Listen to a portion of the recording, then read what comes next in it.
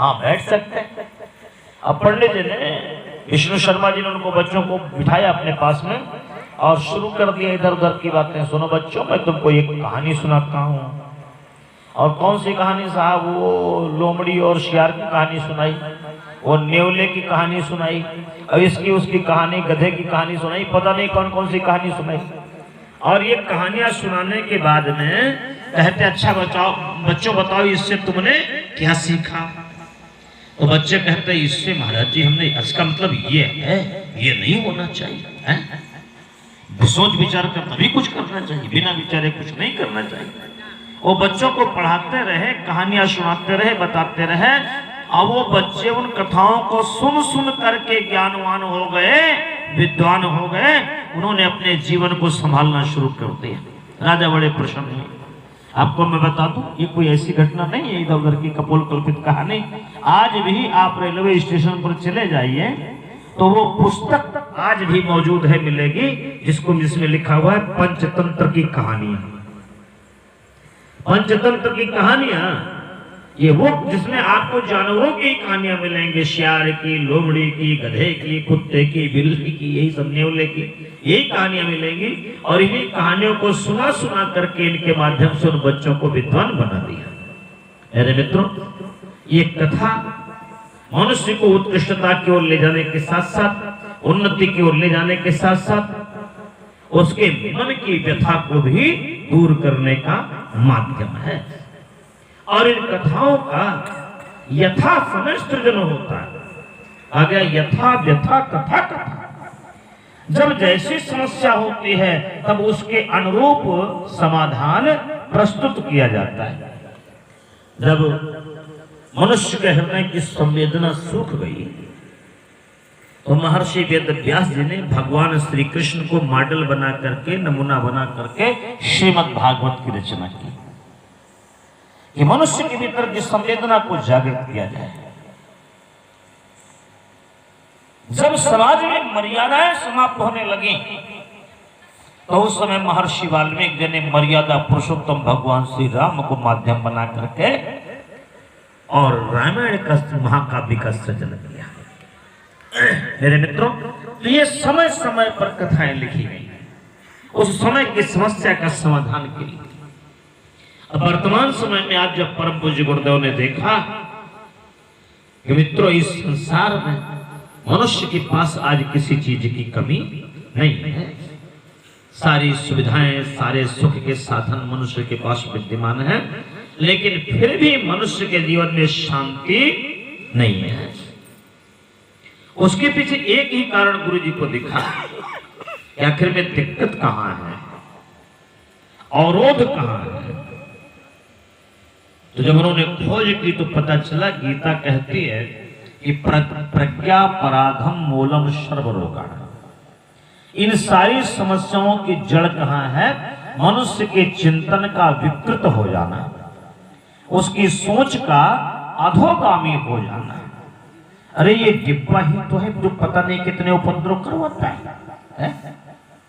आपका पैर कहीं जाना चाहता हो, दिमाग बिगड़ जाए तो कहीं चला जाए। आपके हाथ कुछ करना चाहते हो, दिमाग बिगड़ जाए तो कुछ हो जाए हाथों से। आंखें कुछ देखना चाहती थी, दिमाग कहीं लग गया तो कहीं और देख रहे हो। जुबान कुछ कहना चाहती थी और दिमाग बिगड़ गया तो कुछ और निकल गया जुबान से। खाना कुछ और चाहते थे, दिमाग कहीं और चला गया तो कुछ और खा गए।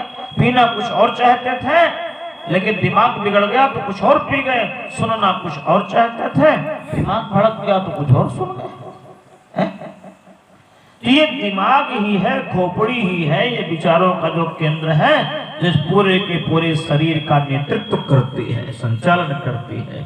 इसको हेड कहा जाता है, हेड ऑफ डिपार्टमेंट है आपके शरीर का। और ये बिगड़ जाए तो बड़ी दिक्कत है।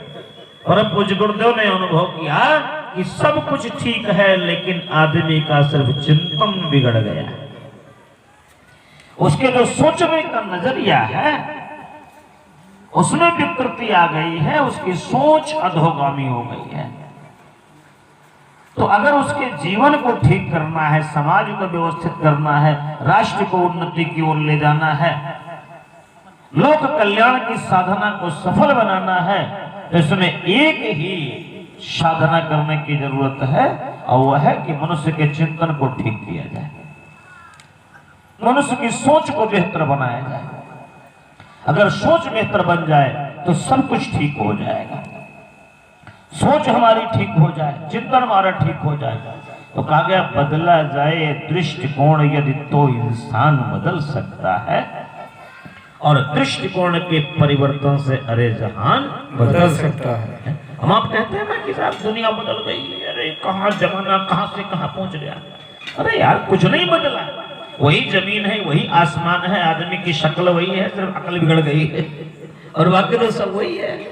ऐसा थोड़ी जमाना बदल गया तो आदमी की नाक यहाँ थी पहले अब यहाँ आ गई, नहीं, सब यथावत है। अगर कुछ बिगड़ा है तो सिर्फ आदमी की सोच बिगड़ी, उसका चिंतन बिगड़ा है, और इसको ठीक कर लिया जाए। अगर जो आदमी के चिंतन को ठीक कर लिया जाए तो नजरे जो बदली तो नजारे बदल गए, और कश्ती ने मोड़ा रुख तो किनारे बदल गए। अभी सब कुछ बदला जा सकता है, कुछ भी असंभव नहीं। और इसलिए परम पूज्य गुरुदेव ने जब नए युग के सूत्रपात की बात की, घोषणा की, युग परिवर्तन की, जब इसकी घोषणा की, युग को बदलने की, तो युग को बदलने के लिए गुरुदेव को लगा कि पहले आदमी का चिंतन बदलना पड़ेगा, आदमी की सोच को बदलना पड़ेगा। तो परम पूज्य गुरुदेव ने एक अभियान चलाया, विचार क्रांति प्रज्ञा अभियान। वर्तमान समय में कौन सी क्रांति की जरूरत है? अरे साहब तलवारों की क्रांति, तोप की क्रांति और ये मिसाइलों की क्रांति तो हो रही है। आप देख रहे हैं अभी यूक्रेन का, और फिर देख रहे हैं हमास का, इजराइल का चल रहा है। ये कितनी क्रांतियां साहब, ये मिसाइलों की क्रांति, बमों की क्रांति। और ये क्रांतियां क्या करेंगी? ये क्रांतियां मेरे मित्रों, ये क्रांतियां कभी किसी युग में ये विकास नहीं लाएंगी। ये क्रांतियां हर युग में विनाश ही लाई है। ये जो अस्त्रों शस्त्रों की जो क्रांतियां हैं, जो बमों की क्रांतियां हैं, ये हमेशा विनाश लाती है, कभी विकास नहीं लाती है। राष्ट्र कवि श्री रामधारी सिंह दिनकर जी ने कहा था कि सावधान मनुष्य यदि विज्ञान है तलवार, सावधान मनुष्य यदि विज्ञान है तलवार, तो इसे दे फेंक तज कर मोह स्मृति के पार। हो चुका है सिद्ध है तो शिशु अभी नादान, फूल कांटे की जरा तुझको नहीं पहचान। खेल सकता तू नहीं ले हाथ में तलवार, काट लेगा अंग तीखी है बड़ी ये धार। और मेरे मित्रों आज हम आप देख रहे हैं क्या विकास दिया इसने। हिरोशिमा नागासाकी उदाहरण आया हमारे आप सबके सामने। यूक्रेन का युद्ध हुआ, अब इजराइल और हमास का चल रहा है। इसने किसी को जीवन दिया है जरा बताइए? तलवारों ने किसको जिंदगी दी है? बमों ने किसको जिंदगी दी है? गोलियों ने किसको जिंदगी दी है? मिसाइलों ने, परमाणु शक्ति ने किसको जीवन दिया है? मेरे मित्र, इन्होंने जीवन लिया ही है। ये विनाश ही दे सकती है। अस्त्र शस्त्र की क्रांति, मिसाइलों की क्रांति, बमों की क्रांति, ये विकास नहीं दे सकती। अगर विकास कोई दे सकती है, कोई क्रांति, तो वैचारिक क्रांति दे सकती है, विचारों की क्रांति दे सकती है। हमारे आपके विचारों में क्रांति आए, विचारों में परिवर्तन आए तो समाज बदलेगा। मनुष्य का चिंतन ठीक हो तो जीवन प्रणाली ही आदमी की बदल जाएगी, व्यवस्थित हो जाएगी। और फिर हम आज जो नाना प्रकार की विकृतियों को झेलते हुए नाना प्रकार के दुखों को भोग रहे हैं, वो सारी की सारी विकृति हमारे जीवन से समाप्त हो जाए।